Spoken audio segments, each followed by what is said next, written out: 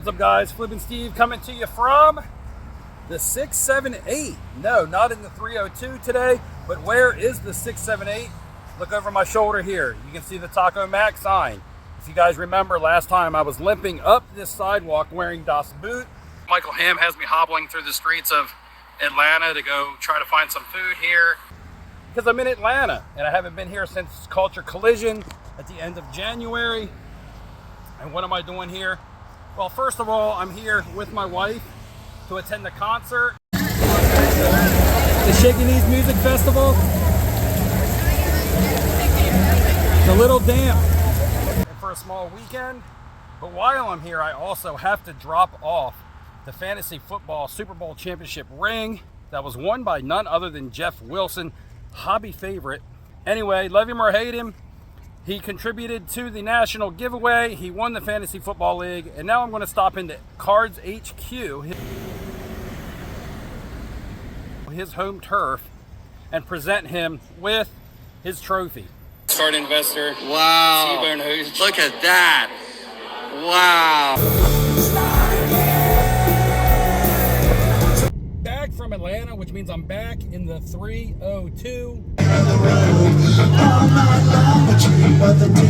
Made a few eBay sales while I was gone. About $60 profit here on the CJ Stroud Red Thrillers PSA 10.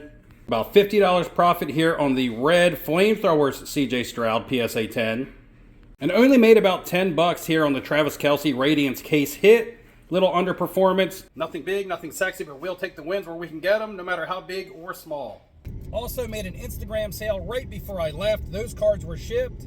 Couple budget Mahomes slabs headed out. The Crusade White PSA 10 numbered out of 149.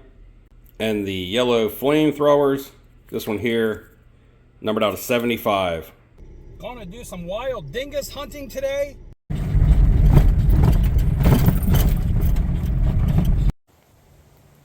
Just ahead, guys, it's a wild dingus. Very rarely do you capture one of these in its natural habitat.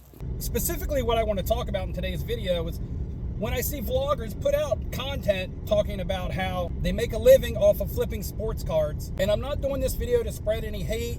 I'm not doing it to be negative. I'm not doing it to make shade. I have here a little mud crab in the 302. Gotta put him in a safe place so the dingus doesn't get him. I'm just doing this because I think that it's a fair video to do, especially when some people put content out there with the topic of how I make a living flipping sports cards, yet they don't give you many facts and they don't give you any real definition of what making a living is, at least from their perspective. I think it's fair because when you do content like that, you open yourself up for questions that I'm going to pose in this video. Most of the time, the extent of the type of videos that I'm talking about just show buying and selling, and that's strictly it. Oh, I'm buying cards at 70% and I'm selling at like 90%. Well, to be truthful, nobody's buying cards at 70% right now because you're competing with the repackers. And if anyone is selling you their cards at 70%, you're either taking advantage of them or they don't know any better, or you're just full of shit. And I guess the very first question, definitely an important question, is going to be, are you doing the content for entertainment or are you doing it to be informative? If you're doing it for entertainment, it doesn't really matter what you do. Stage content, fake sales, fake purchases, partying, things like that. It's all cool and it's all entertaining. And hey, I'm down for a cool, entertaining video anytime.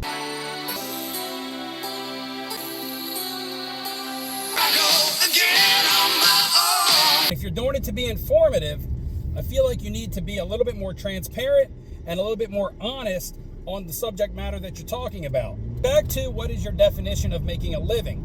And I think it's important because the different type of demographics that watch this type of content, a lot of times it's going to be a younger demographic and they're just looking at their favorite vloggers and they're looking up to them, they're idolizing them, and that's fine, but you don't want to give them the false notion or the pretense flipping cards is easy, you make a lot of money, it's glitz and it's glam, it's party time, it's awesome. In fact, that I just got back from a weekend in Atlanta. I know what cost of traveling can be, and one of the things that we never hear are expenses and costs, what it takes to be a sports card flipper, other than cost of inventory.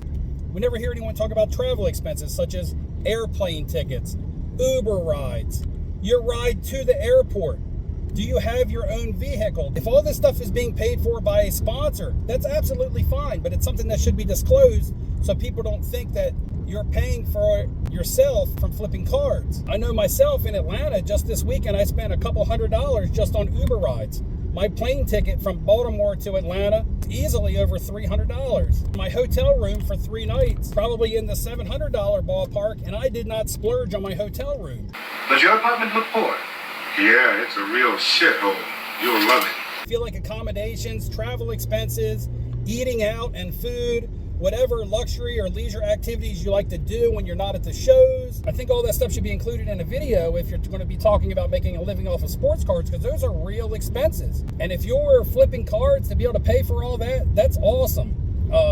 Respect your hustle, respect your grind. But if it is something that's being paid for by a supplemental income, whether it be another job that you have, whether it be other content that you do, you make some money off your YouTube. Maybe you're getting paid by a repacker. Maybe the show promoter is paying you to be there. All that stuff is great, because if you've got all that stuff, then you've earned it. But you can't compare making a living to the everyday ordinary flipper that doesn't have all those extras if you don't disclose all that stuff in your video. Look at all that mud on you.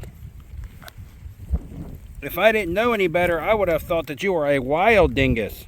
Another thing to talk about is not just your travel life, but your home life. If you have a home life, maybe all you do is travel and go to the shows and you're traveling 7 days a week. But what do you have back home? I mentioned earlier, how did you get to the airport? Did you drive your own car to the airport? Do you have a car payment? Do you have car insurance? Of course, you have to have a cell phone. That's how a majority of your deals get done. You got to pay your cell phone bill.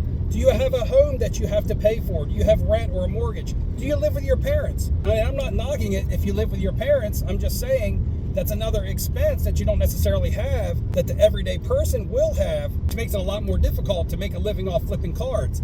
And not only the expenses of a mortgage, but all the stuff that comes with a house, as the electric bill, all the utilities, all the way up to yard maintenance. Do you have all those regular everyday expenses that someone like myself has that is paid for out of my income from my career?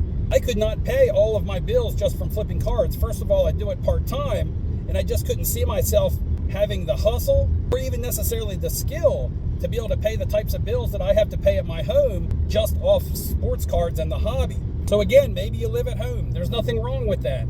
Maybe you have supplemental income from other investments that you've made. Maybe your parents give you money. Maybe you have a trust fund. Maybe you have a college degree and you have another job that you do part-time to your full-time sports card flipping that makes you money.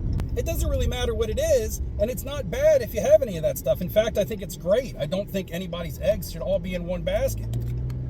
But I do feel like it's something that you should mention in your content when you talk about making a living from flipping sports cards. If you're a sports card vlogger out there and you see this video, I'm not trying to spread any hate. Like I said, I'm just curious for myself and for others, especially for the younger crowd that likes to watch these types of videos.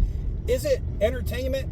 Is it to be informative? Is it to be helpful? If it is to be helpful, I think you should just include more of what goes on in your regular life when you talk about making a living off of something, and what your definition of making a living is. Is it just getting by week to week? Is it traveling all the time and just living on the road? Is it having a nice home back home when you're not on the road with nice things?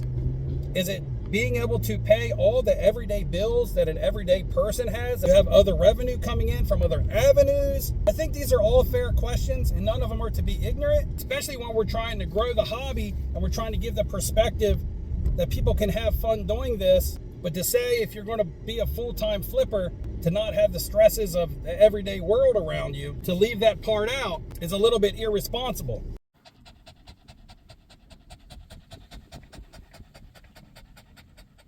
Ready to wrap this video after a 9-hour work shift, and it makes me think about the types of things that my job provides for me, which most people would refer to as benefits, such as my 401k, which is money for me to use in a pinch, money for me to use in the future, maybe someday when I retire, and also my health insurance. Able to take care of myself, go to the doctor and things like that, have health insurance to cover the bills. So again, that's another thing I would like to ask about flipping cards full time.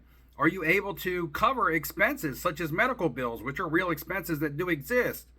Do you go into debt for things like that? Or maybe on your parents' insurance. I think you can be on your parents' insurance these days until you're 26 years old.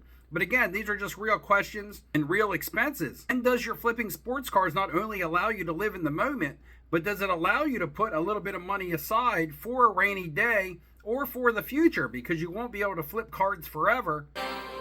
Forever.